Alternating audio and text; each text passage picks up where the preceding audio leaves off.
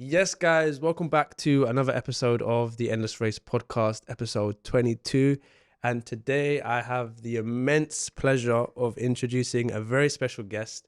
She is the founder of the phenomenal natural skincare Perl Cosmetics. Isobel, thank you so much for coming on and welcome to the podcast. How are you? Thank you. Thanks for having me. I'm There it really good, is. thank you. How are you? I'm okay. Pleasure to have you on. How's your journey? Easy, actually. Yeah. So you're based in Watford. Based in Watford. Yeah. Close enough, but in the countryside. So It's it's about nice. an hour, right? Yeah, about an hour, Yeah. give or take. Yeah, because for me it's about 45 minutes by drive. Where do you live? So I'm Croydon based. Nice. So yeah, but I say we get straight into it. Yes. Before we talk about Pearl Cosmetic, I want to go back 5 years. Oh my god. So What Pearl year is that? Cosmetic was established 2020. 2020, yes. So let's go 2 years prior to that. 2018. What was Isobel doing? Where was she? Where was her mindset at? Yeah. Did you have a job? Did you go to uni? Yeah. I guess, did you go to uni? We'll start with that. I did. I graduated in 2017. Okay. I spent a year-ish working. I worked at KPMG. Nice. Yeah, in HR, saving money. The plan was to go traveling. So 2018, I traveled for 6 months. Okay. And then the plan was when I finished traveling, I was going to do a master's at Imperial in cancer biology. Okay. Started that in September, which was near White City. So I was commuting from home. It was like an hour and a half. It was so long every day. 3 weeks later, I was like, I'm not enjoying this. And so, yeah, I quit my master's. And yeah, like 2018 was a really interesting year because I thought I went from like the high of traveling to then being like, right, I'm going to start my master's. My plan is going to be to become like a scientist. Like I wasn't even sure what that plan was, but at least that was another year sorted. And then I quit, and so I was kind of like, shit, what do I do now? So it was my mindset was confused, I'd say. And was there any sort of entrepreneurial mindset back then, or that literally wasn't a thought? Honestly, it wasn't a thought. I think entrepreneurship is in my family. So my dad's dad owned a clothing company. My dad owned his own kind of like consultancy-ish firm. When I say firm, it was mainly just him. So like starting a business has been in the family, but I think it was never something that I thought when I was younger, I want to be a businesswoman. Yeah. It never crossed my mind. And then here you are now. And here I am now as a businesswoman. Yeah. At what point did you think to yourself, Pearl Cosmetics? Because I know a lot of people that go into the skincare industry maybe had a bad experience with their skin. Yeah. Did you ever had like really bad acne that led you to wanting to have a skincare brand, or? So my story is slightly different. I never necessarily suffered with bad skin. Okay. I struggled to stick to a skincare routine because I found it laborious and boring and just like time consuming. I didn't see it as like a treat because I didn't know what products to use. I didn't understand my skin. And so I went through that journey of like understanding what ingredients meant, understanding what was good for my skin. And I kind of thought, so many people out there must be in a similar situation to me where they don't understand, they find it confusing, they find it boring. And so that kind of lent into the products that I developed. Okay.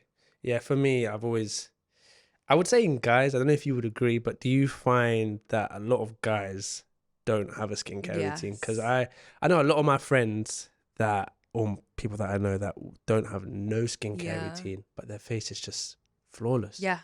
And I mean, some people are gifted with it, but I wasn't. Back in, I would say my worst years was probably like year 9 days, like prime time puberty, redness, a lot of spots on my face, blackheads.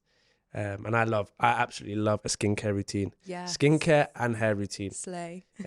So I'm proud of it. Yeah, so you should be. Yeah, I know a lot of guys will say, oh, it's a bit, feminine. Nah, exactly. Not for me. It's the toxic masculinity. I think, what was seen as once a very like girly thing to do is not anymore. Like everyone has skin. It's not a girly thing to do skincare. So yeah, you should be preaching. Because how I see it is, if I look good, I feel good. Yeah, 100%. Yeah, like there's a big there's a really crazy stat where a survey was done on like 500 people who suffer from skin conditions ranging anywhere from like eczema to acne to psoriasis, etc. And 98% of the people who took part in that study said that their skin condition had a negative impact on their mental health. So like having clear skin has such an impact, like you say, on how you feel. And Definitely. like equally sort of doing your skincare routine can help sort of like aid with depression and anxiety because it's time that you get to like look after yourself, and like it's those little things just like that accumulate to making you feel better. So agreed. there's a huge kind of like mental health piece around skincare and, you know, taking care of yourself and using products that are going to help clear your skin because that makes you happier and feel more confident. Yep, most definitely. I definitely agree to that. Let's talk about the range of products that you have. So I know you're very big on clay masks. Yes. So I remember watching a post on your TikTok. Yes. And it's something to do with red masks being famous, but not in the UK. Yes, exactly. Yeah. Why is that? Why red in particular as well? So Is it 'cause of the pink masks? Okay. Yeah. It was really funny. I was talking to my marketing manager the other day and we were talking about sort of like products that are trending at the moment on TikTok and how pink clay masks at one point were trending. And I was like, I wonder when they did trend. And it was 2018, 2019. So this was like pre-TikTok or like the explosion of TikTok, I'd say. I think TikTok existed then, but no one used it. not in the virality that it does today. And so trending products back then were kind of born out of like Instagram, I would say, and PR and influencers, like a big kind of like push with influencers.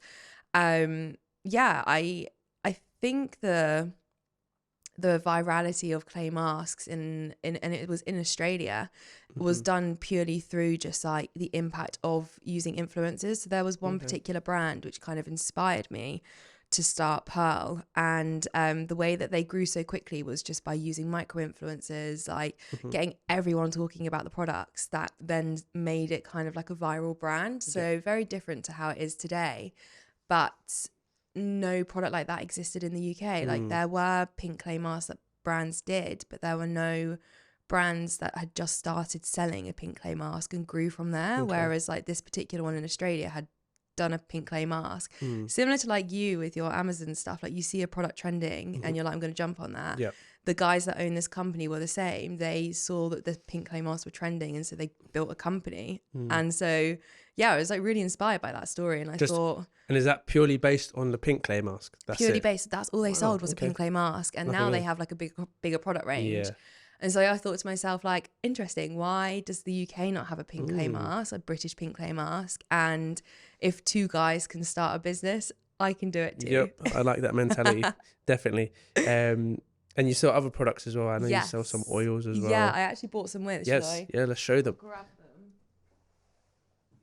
So for the viewers at home, apologising to the microphone. That's all right. So, bless you. In terms of orders, let's go through sort of a day-to-day in Isobel's Perl's cosmetic life. Yes. How many on an average day and on a good day, how many orders are you sort of getting? It fluctuates so much because at the moment we rely solely on organic social media. So we've tried running ads, we've tried unsuccessfully to run ads. So yeah, I've spent a lot of money, and I say wasted, but like everyone I talk to is like, it's not wasted, it's a learning curve. And I'm like, I agree, but it's so painful when you spend like your hard-earned business's money and it doesn't work.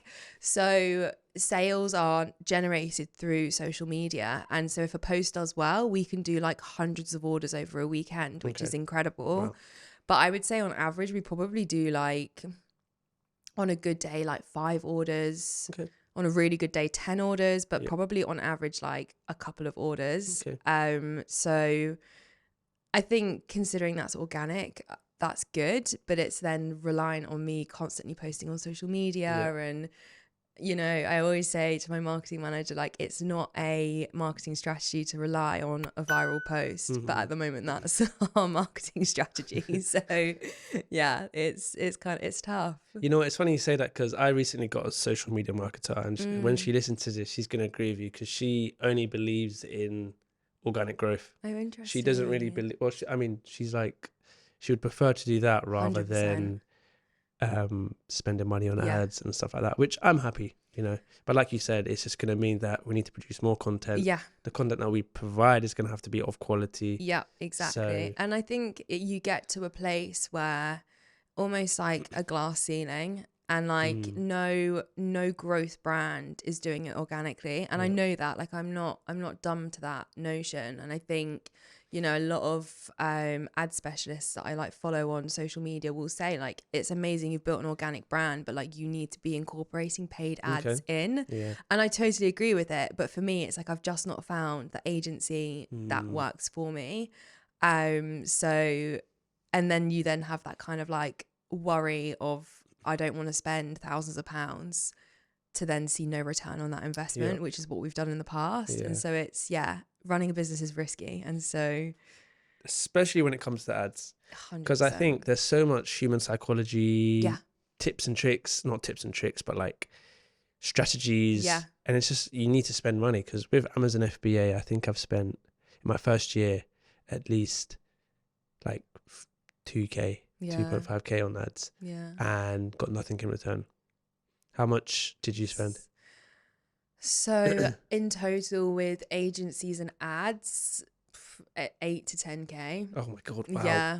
And the thing is, mine was through Amazon. Amazon was doing all the marketing. I wasn't personally running a Facebook ad, Google ads. It was all done within Amazon. Yeah. So for you to spend that much externally, that's painful. Yeah, very painful. Really painful. And then what was the outcome of that? How many orders were you getting? How many, you know? We weren't. The return on investment was literally like 0.3. I know on TikTok, our customer acquisition was like £180. Oh, and I was like to the agency, like, what is going on? And I was like, can you give me some reasoning as to like why? Like, I can create organic content that will generate me hundreds of orders over a couple of days.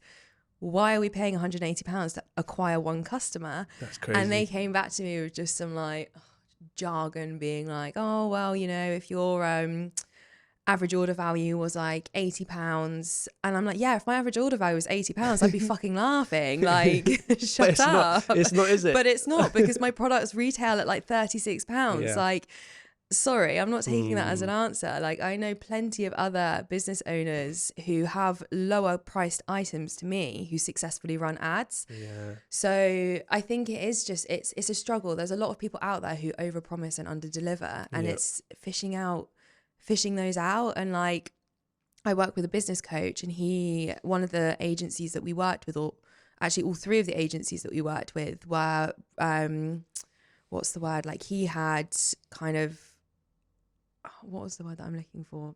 Like, suggested them to me, recommended them to me. Okay.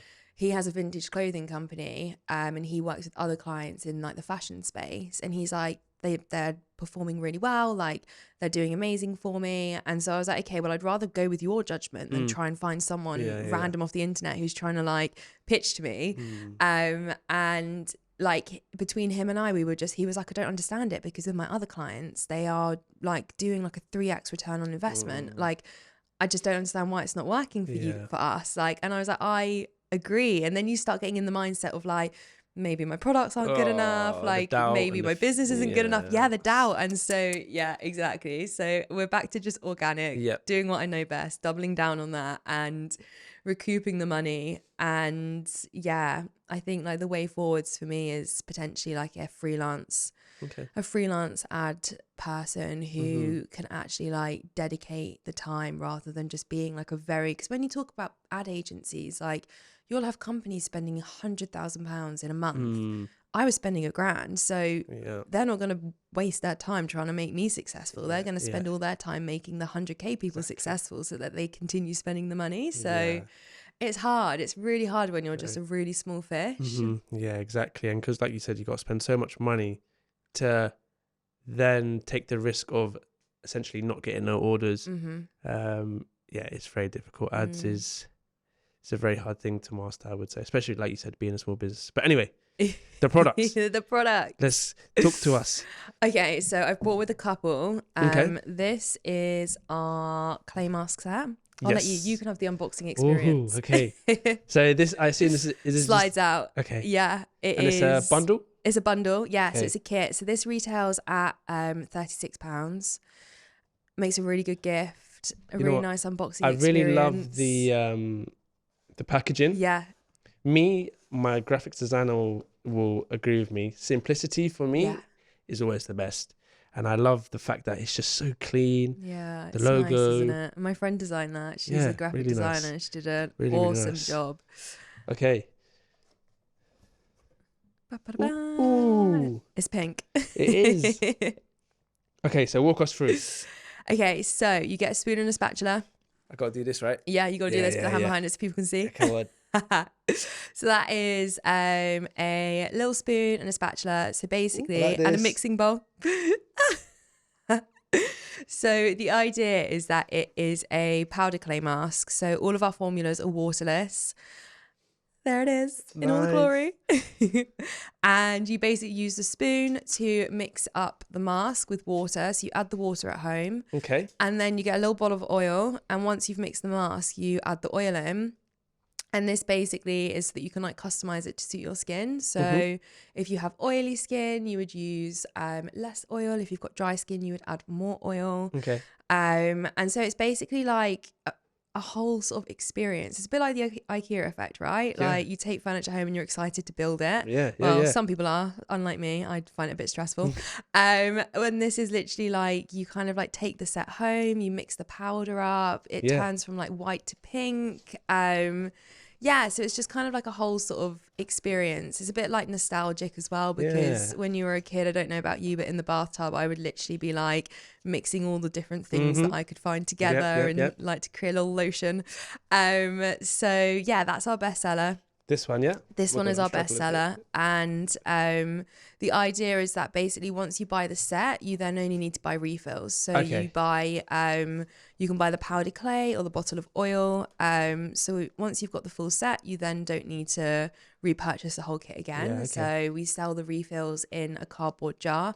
So we're kind of like trying to also disrupt the industry with like sustainability because so much packaging gets thrown away. I think like 60 to 80% of like the skincare industry, like it's just waste. Like they produce so much waste. So we basically have like cardboard refills so that you reuse your glass jars. So basically it's just, we try and be as sustainable as possible. Then we have, you can open that one. We've got a little waffle bag. So this is like a little accessory.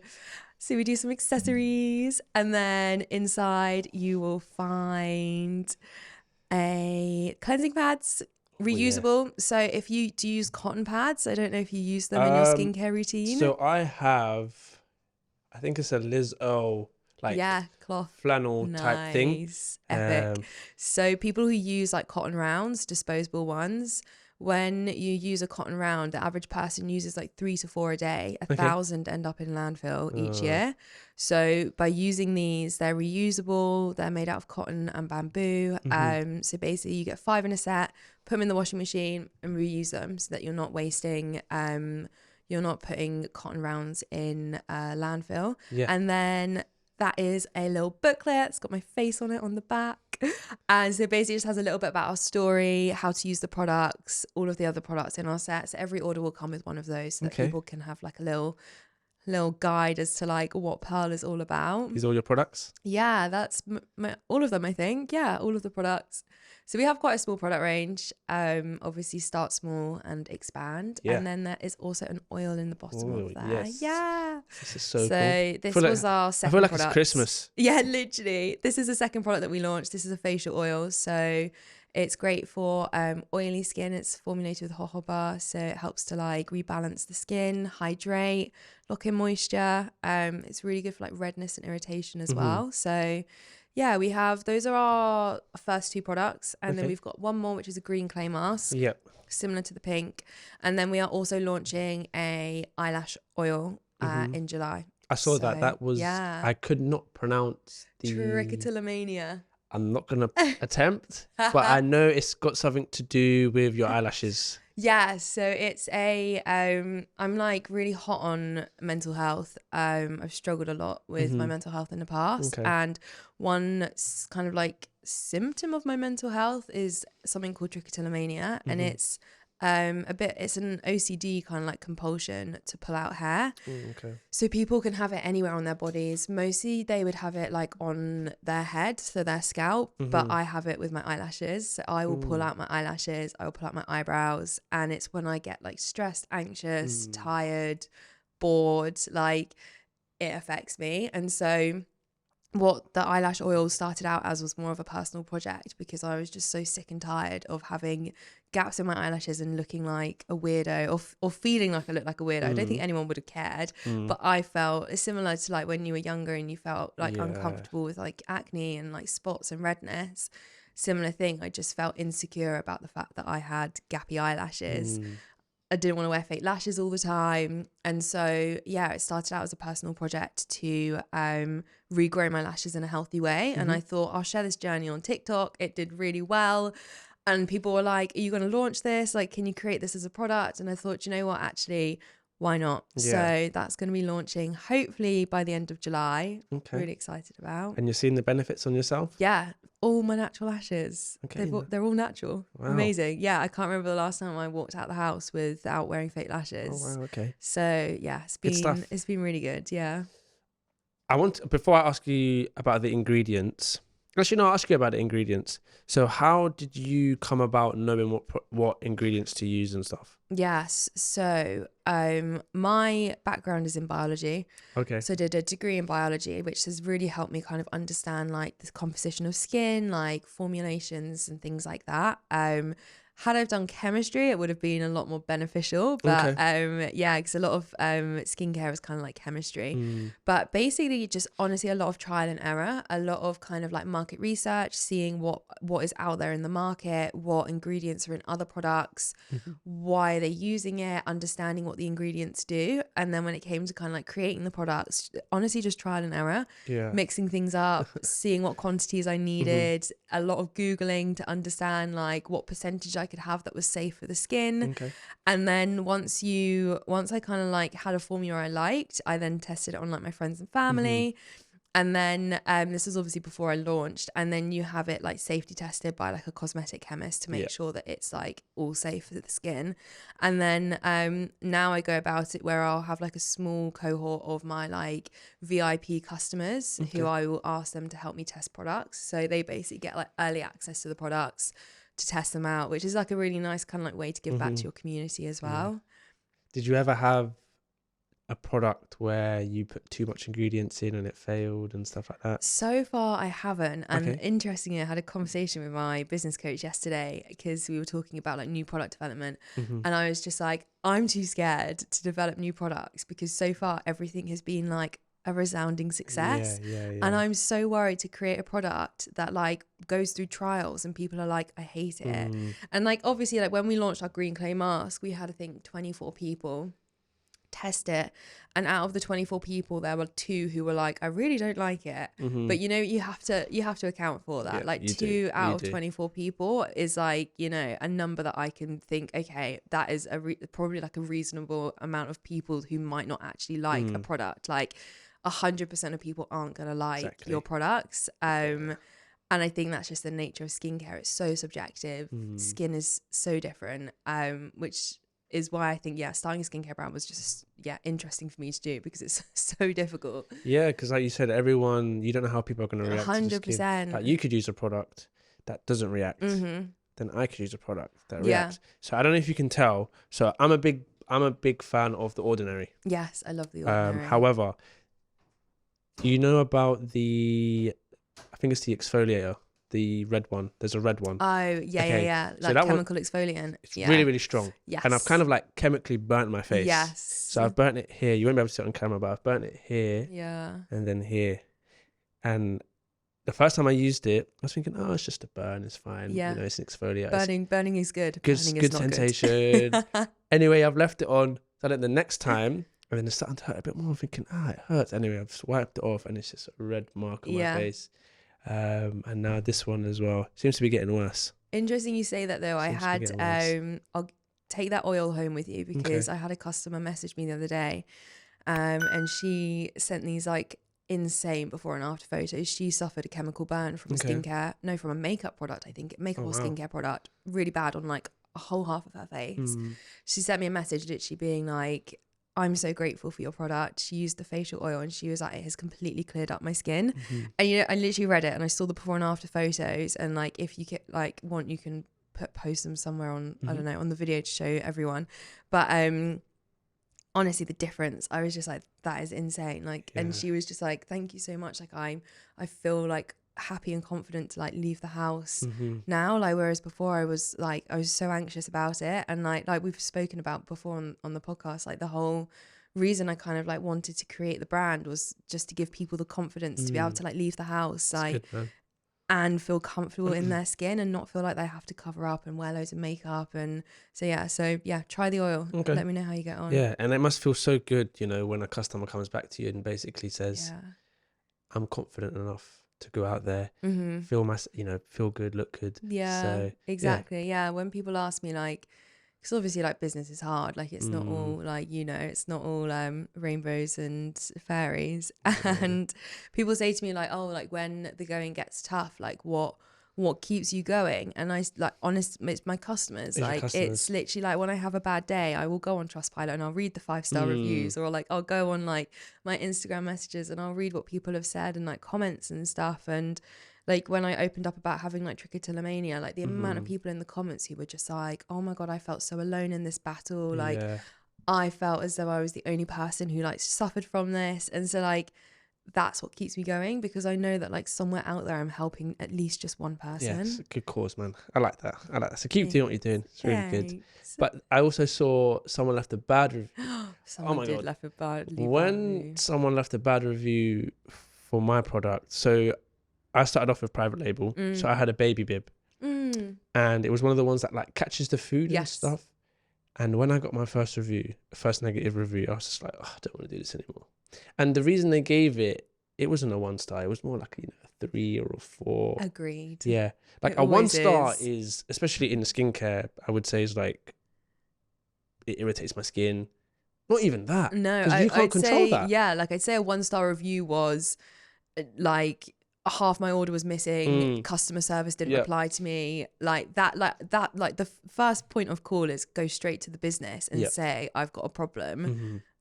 Your last resort is leaving a 1-star review, because then you've got the ammunition to be like, I'm going to leave you a bad review if you don't help me sort this. It's just so detrimental.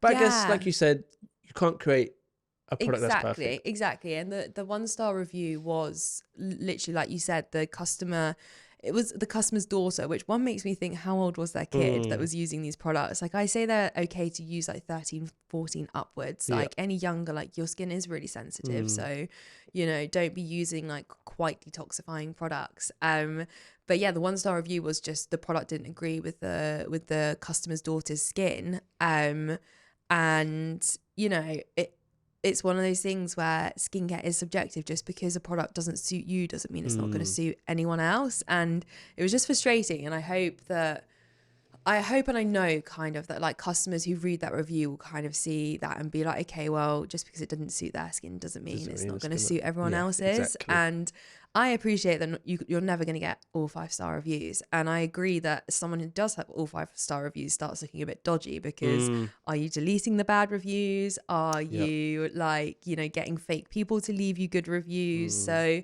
I totally agree that kind of like leaving or having negative reviews kind of makes you look almost more trustworthy in a sense. And it's funny because like I did get like a small bit of hate in the comments of that video, because like the thing with social media as well is that like I wasn't crying because someone left me a 1-star review. Like it was annoying. I saw more annoyance in it than anything else. But like the way you have to spin things on social media is like you have to grab people's attention. So like is a clip of me that looks like I'm crying. I wasn't crying. Like I was not crying about it. But like people in the comments were like, oh, boo boo, like boo hoo, like classic Gen Z, like crying over like spilt milk. You know, when it's like, hun, like this is marketing. Like I am marketing here. Like if this is going to get me 500,000 views, I will do it because that's Exactly. 500,000 views. So like, yeah, it's quite funny, but yeah, it's frustrating It is. having a negative review. And you kind of got to take it with a pinch of salt. 100%. Yeah. Um, But I think like equally as well, like negative reviews are also like a place to kind of like do better and improve. Go So back like to the drawing say, board. yeah, like say for example, someone did leave a 1-star review and they were like, the customer service was really bad. They never would for me because customer service is amazing. Exactly. It's But great. like it's a place for you to be like, oh gosh, like let's review what we're doing with our customer service. Like if someone's had a bad experience, why is that? And like what can we do to do better? So Yeah. I do definitely think like growth mindset when you look at like negative reviews, because sometimes there could be constructive criticism in there for you to actually go away and revisit and improve on. Yeah, definitely. Because I think one of the comments that I used to get was, by the strap of the neck, it used to break. So then I can go, okay, it means that it's a bit weak there. So let's maybe put some more silicone or Yeah. whatever. So like you said, it's kind of like a feedback, to be fair. Exactly. Yeah. So- when it's warranted, but when it's just a 1-star review for the sake of it, no. Yeah. Because 1-star review is not usable. No, So, like you said, exactly. Yeah, 1-star Yeah. review is like absolute trash. Which like if and everything was never broke, is. if everything was broken and stuff like that, packaging was damaged, fine, I'm leaving a 1-star. Yeah. To be fair, I don't think I would ever leave a 1-star review. No, I don't think I would either. I don't think I ever have. Yeah. No. Knowing that. Now being a business owner. Exactly. Yes. Yeah. And I know that my business is based around reviews. Yeah. Even if it's like a 3-star, I'd probably still give it 5. Yeah, exactly. You just do, don't you? Yeah, Because you just- I know. Because Yeah. like we said, it is very detrimental to your business, especially from like a Shopify standpoint, I think. Because obviously on Amazon, because it's such a big Yeah. search engine, it can kind of get lost, whereas you're literally directing your traffic to the customers. So Yeah. one thing I wanted to ask, because I struggled with this as well, is attaching your emotions to the brand. And what I Yeah. mean by that is when you were getting a lot of orders, you were feeling great. Yes. When you were getting no orders, spending 10K on ads, that's when it would affect your mood. 100%. Did you experience that? And have you got to a point where you've kind of detached yourself from that and not thought to yourself, okay, I haven't made any sales today. That's fine. Yeah. It's just a bad day in the office sort of thing. Yeah. 100%. I think it's a journey that I think I'm still going on, but I've definitely become a lot better at it. And a really interesting, so my parents are both therapists, and my dad gave me a really interesting kind of framework, and it's called the drama triangle, where you've got a victim, a persecutor, and a rescuer. And like between whatever it is, 3 things like play out, and you can only be one of them. And my dad was like to me, Isabel, like, you are being the victim in this scenario. Your business is your persecutor, and then like we're your rescuers, because like we're then like trying to make you feel better and pick you up again.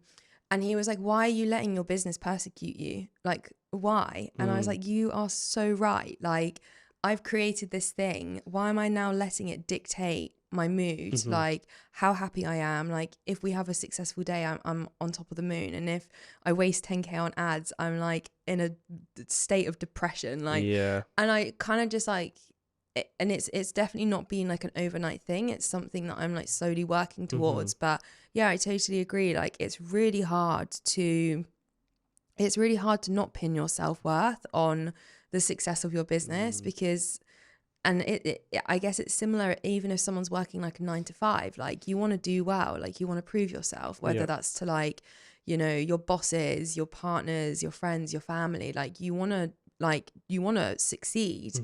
And so I don't think it's kind of like just a business owner's kind of like issue to deal with, but I think obviously the ups and downs are so much faster than what you would get necessarily like in a 9 to 5. But yeah, I think like when things don't go well, I just like, oh well, do you know what I mean? I'm trying to just be like, oh well, what have I learned from that? It is what it is. And like you said, what have you learned from it? What can I do when I get to the same position that's different from how I'm feeling now? Yeah. Because I always say that you should never let your emotional state affect your actions. Exactly. However you're feeling, Yeah. just do what you have to do. Yeah. You know, just because you're having a bad day in the office and you know you've got work to do, don't not do the work, because you have to do it at the end of the day. And that's business. 100%. That is business. That's business, It's especially when tough. you're a small business owner as well. doing a lot of everything. people don't see the hard work that comes behind building a brand. Yeah. Especially, like I said, especially building it on Shopify, because I can only praise you. Because I'm Amazon FBA, Isobel Shopify. Yeah. Two completely different platforms. One, you have to build from the ground up. Amazon, everyone's searching Amazon. So I can only Yes. praise you Thank you. because it's difficult. It is difficult. So keep up the hard work. Thanks. What would you say is one of your like kind of proudest moments? It doesn't have to necessarily be Perl Cosmetics. It could be anything if you want. I think a couple. So one is just like people recognizing Pearl. I think that's like wild to me that slowly it's becoming a bit of like a recognizable brand. Like people be like, oh my God, like I've seen that on Instagram. Like for example, like I've been emailing stockists, like ASOS was one. Yep. And the lady replied to me, she's like, oh, I've seen you on TikTok. And you know, when you're just like, oh my God, this is crazy. People are actually recognizing my brand. So I think like that's wild to me that I've created something from the ground up that's now people are like, oh yeah, Pearl, like I've heard of that before. I've seen that somewhere. And then I think also just like doing things like this, like being invited on podcasts, like just having a story that's interesting enough to talk about. Yep. I'm so proud of, like, because 2018 Isobel was, you know, dropped out of her masters, had no idea what she wanted to do with her life. Like I've always struggled with like finding my purpose and my passion, and like I wouldn't necessarily say that I've found it, but I'm on my way to finding it, if you know what I mean. Like I don't think any job, any materialistic item is gonna be your purpose, but I think like day by day I'm getting there, and I think that's what I'm proud of, is that like just slowly building something that's true to myself, and you know, doing something that gives me joy, and you know, being able to share my story and hopefully inspire other people. Yes, most definitely. I mean, like you said, it's about the destination. No, sorry, it's not about the destination, it's about the journey. Exactly. Because obviously I reached out to you and I saw a post and you were saying, you know, you wanted to give up. Yeah. And I just thought to myself, being a business owner, no, you can't. Yeah. And then you didn't. can't. And then you pushed through that barrier and look where we are now. Exactly. So exactly. That's what I was inspired. And I was thought, I need to get Isobel on the podcast. Thank you. Flip side, biggest failure. Besides the 10K. Wasting money.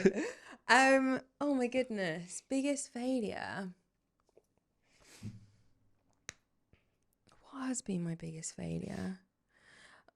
I would say like my biggest failure is probably nothing to do with the business. It's more just like being 18 years old and not being introspective and thinking, what is it I actually enjoy, and not going out there and figuring it out. I was so naive when I was 18 or like 17 when you like choose to go to university. I absolutely love the marketing social media side of running Pearl, and like I always kick myself and I'm like, I wish that I knew when I was like 18 that was a career path that I could take.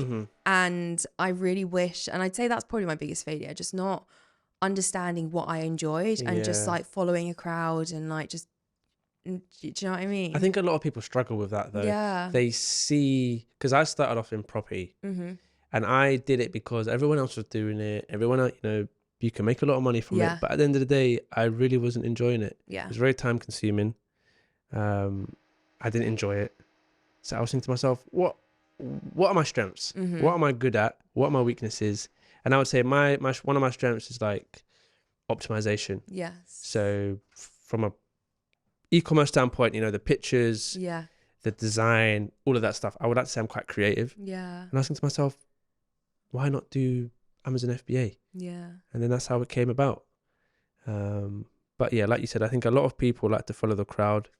Even if the crowd is wrong, they'd rather be in a wrong crowd than going solo and being on the right path. Exactly. But I think is only getting worse with generations. Yeah, I agree. So what can you do? I know. Question. Balance. I struggle with balance from... Because I tell myself I need to work, and not spend time with my friends, do the stuff I love. Yeah. How do you balance your business to your personal life? Mm. You went on holiday. Mm. I know before, again, and I saw another TikTok where you said at the start, but I mean, it's kind of expected at the start, 7 days a week, Yeah. literally flat Yeah. out. But I guess that's what you have to do. But would you say you've got to a point now where you can spend the weekend off? Yes. So I think I started in 2020. We were still in like the depths of the pandemic. Mm-hmm. And so working 7 days a week, there was nothing else to do. And I think when you're building something that you're so excited about and so passionate about, and it still resonates today, it doesn't feel like work. Mm-hmm. And so for sure, for a really long time, I was literally working 7 days a week. I was really excited about it, but like I wasn't missing out on anything because there was nothing to miss out on. But I do remember there were like, my friends had booked like, as soon as restrictions started lifting, my friends had booked like a bottomless brunch somewhere, and like literally the day of, I'd had loads of stock not turn up, I'd had loads of like things go wrong, and I was so fucking stressed. And I was just like, I am not going to come to this bottomless brunch because like I feel like shit, like everything's gone wrong, like I'd rather be here trying to fix it than be somewhere else and worrying about it. So there have definitely been times where I've had to miss out on things because of the business. But likewise, like what we said earlier, the whole like victim, persecutor, rescuer scenario, I'm trying to step out of that. And I'm trying to be like, right, like I can just, you know, shit's hit the fan with the business. I'm going to shut the laptop. That it's still going to be there on Monday when I come back, and I can sort it then. But it is hard. It's still really hard to like find that sort of balance. And I think like last year I hardly took any holidays. And so this year I've literally been like, I'm going to jump at every opportunity that I'm given to go on holiday, because the business is still going to plod along. Like I've got, you know, Emily works for me. She helps me with like scheduling posts and emails. Like I can create the content in batch. Like I've got like someone who comes in and packs orders. The business will still run when I'm not there. And it's a learning curve to know that you can take time away and things don't grind to a halt. Like they're not going to, like content's still going up, like things are still being seen, like orders are still going out. So I think it's really hard. I think it's difficult to kind of balance it, especially like when you say like when it's something you enjoy, and like you can always be tweaking and, you know, fiddling, and like most evenings I'll work until like 8 p.m. in front of the telly, but like I enjoy that, and I'll have tasks where I'm like, that's my evening task to do in front of the telly. Like I will like leave it to do in the evening. So yeah, I'm definitely getting better. I take weekends off now. So like, although this technically is classed as work, this is fun work. But yeah, so I take the weekends off. Like I've gotten to a point now where there's no point in me working the weekends, because it's going to be more detrimental than it would be like beneficial. But it's hard. It's definitely hard. It is hard to find the balance between, you know, work life. So like you said, especially when you find it enjoyable and it's your passion. Yeah. I wanted to ask, because I'm curious, when it comes to the prepping side of things. Yes. Because obviously with Amazon FBA, how it works is the products will come to me. Yeah. I will stick like a FNSKU label on it, and then I send it to Amazon, and it's stored in their warehouses. Obviously, Isobel does FBM. So for my Amazon sellers, if fulfilled by merchants, so she deals with the customer service, the returns, the orders, she ships them to Royal Mail. What's the process? And so she obviously has to create the product. Yeah, we manufacture in-house, which is crazy. We're at the point where like I want to wait for orders to get to a point where we can't cope manufacturing in-house, so that we have to outsource. So yeah, we're small batch made. We'll make like 100 units. That will sit on a shelf. Once that sells out, we'll make another 100 units. The process is quite quick to like do the manufacturing, so that's not too bad.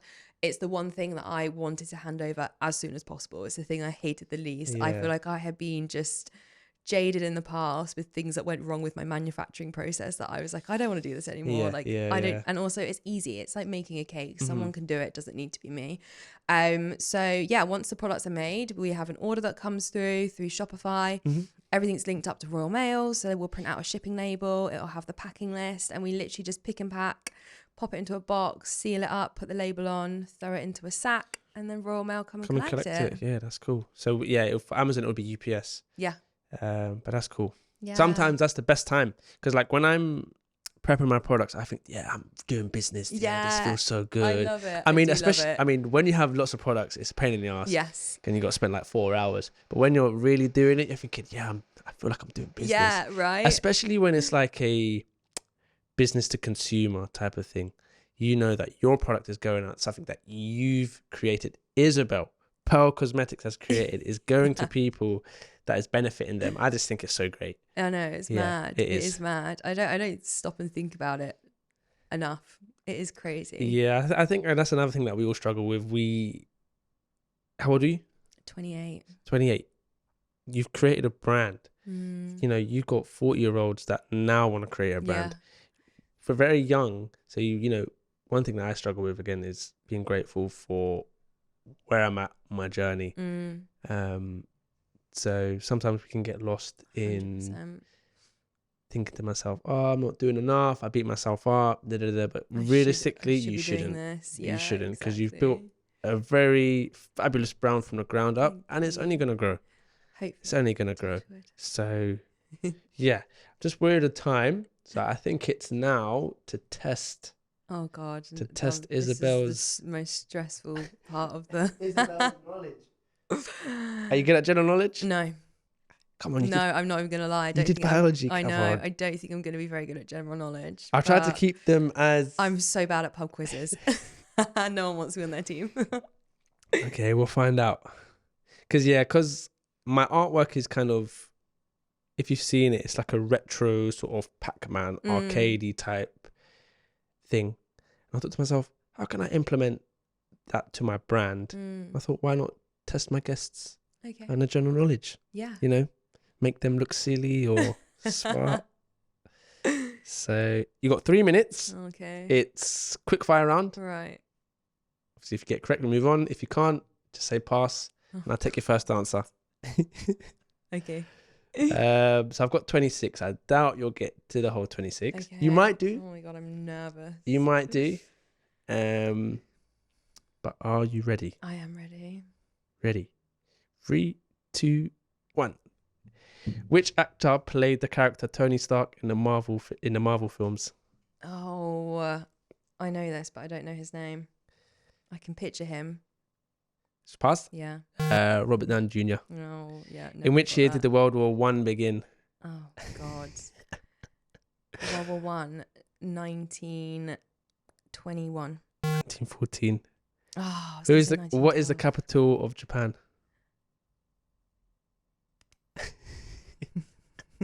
Pass. What is it? Tokyo. Oh, I knew that. What is the square root of 169? Oh, Come on, is it about stop this. 12. 13? What country won the 2018 FIFA World Cup? France. Yeah. Oh, nice. that was a total guess. Which country flag features a white cross with a red background? Switzerland. Yes. Which country is most populous in the world? China? Yes, come on. We're momentum. What is the chemical symbol for hydrogen? H2. H. No. I got to take your face. It was H. Bollocks. Which British rock band has a hit song with Don't Stop Me Now? No idea. I know the song. No Queen. idea. No, I wouldn't have guessed that. Who directed the movie The Shawshank Redemption? No idea. Frank Darabont. What is the largest ocean in the world? Pacific. Nice. Oh, that was a guess. What is 8 multiplied by 7 divided by 4? I can't do. No, I'm going to skip this. I can't even do that. I don't know my 8 or 7 times tables. What has the keys but can't open locks? Oh, keyboard. Piano. Oh. Which player has won the most Ballon d'Or awards? I don't know what that is, Skip. It's football. No idea. Most famous football player. Plays for Argentina. Rio. Rio. No, Ferdinand. What's his name? Lionel Messi. Oh my God. What is the largest land animal? Land animal. Yeah. Elephant. Yes, nice. Oof. What country flag is a red background with a white circle in the center? Oh, Korea? Japan. Oh, I was, Which pass. country? Which country is famous for the pyramids? Egypt. Yes. Which country has won the most Olympic gold medals in total? America. Nice. Ah, What is the chemical symbol for sodium? no idea. I didn't do chemistry. Na. Who is the lead vocalist of the band Coldplay? Oh, Come on. Begins with C. Chris. Chris. Come on, begins with M. A. No idea. Chris Martin. Oh, no. Okay, so I don't know how much you got there. You did all right. I mean, some of them was very poor, but I told you, no one wants me on that quiz team. yeah, useless. I'm definitely not hiring you as my team. Okay, so another thing that I do is I ask guests a set of questions that I ask everyone just to see their perception on the question and get, a variety of different answers. Okay, if you could have any superpower, what would it be and how would it impact the world? Or how would you use that superpower to impact the world? Oh. I don't actually know. I'd love to time travel. Okay. Is that a superpower? It is, but then how would you use that to benefit the world? Oh, am I benefiting the world? Yeah, you got to impact the world. I can't. No, because I can't go back and kill Hitler because who knows what the butterfly effect of that would be. Yeah, true. Or you could go back and prevent a murder from happening or go back in time. But it's a bit generic, I know. Well, the first thought that came to mind was invisibility, but I don't know what I'm using that for. Just to spy on things, uncover secrets, Okay. Okay, we could see that. If you ain't got anything else. No. Invisibility? Yeah. Okay. Why not? Okay, that's good. That's good. What advice would you give to someone who is just starting out on a similar journey? So I have a friend, my friend's sister. She wants to start her own skincare brand. So to her or anyone else that wants to even set up a business, it doesn't have to be skincare. What advice would you give them? Document everything. I like that. Yeah. So make sure you document every part of the journey and start sharing it on social media from the get-go. Okay. I wish I did that from the start. That's something that I try to do, not even from a business standpoint, just a mindset standpoint, because it's very journaling. Do you journal? I don't. I need to. Because sometimes I look back at what I wrote 2 years ago. I think, wow, I was in that position. Yeah. And now I'm here. Then it goes back to being grateful for where you are. Yeah. Back then I was in a lower position, Now I'm in a better position. 100%. Although in the present moment, it may not look like things are going well. But if you go back 2 years ago, I was in a worse off state. Who has had the most impact in your life and why? Ooh. It can be multiple people. It can be a group. It could be... I'd probably say my sister. Okay.